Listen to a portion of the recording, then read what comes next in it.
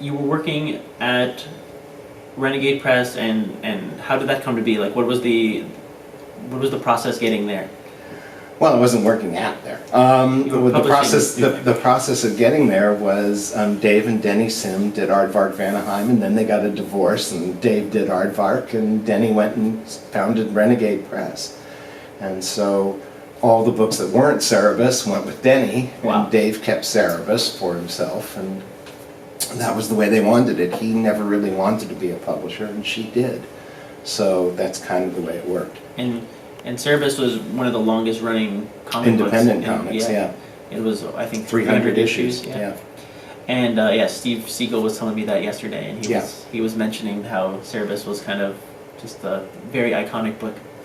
It was one of the most iconic. I think probably because of length of time. It was also, an extremely well written and well drawn book. So that's got a lot to do with it.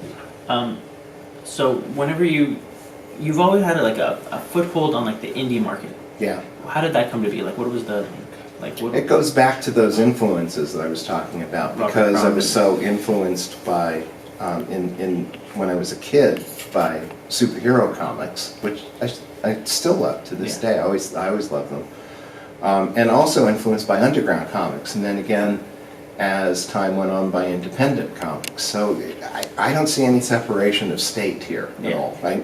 Comics are comics. If they're well done, if they're well executed, if they have a good idea, then that's great. That's what it's about. I agree with you. It's just about producing quality work in whatever medium. And now it's, especially with like the web comics and stuff like that coming online, I think the barrier to entry has become, very accessible for a lot of people. So. Yeah, absolutely. And there are people who are forgoing the traditional routes. Renee Telleringer, Erica Moen here in town. She doesn't go through the normal channels, but she has an extremely successful web comic, and she prints it out and does great. So the younger kids are coming up with their own ideas, and good for them.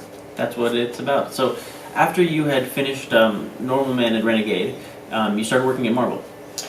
Not right away, but within a couple of years. What were you doing in between?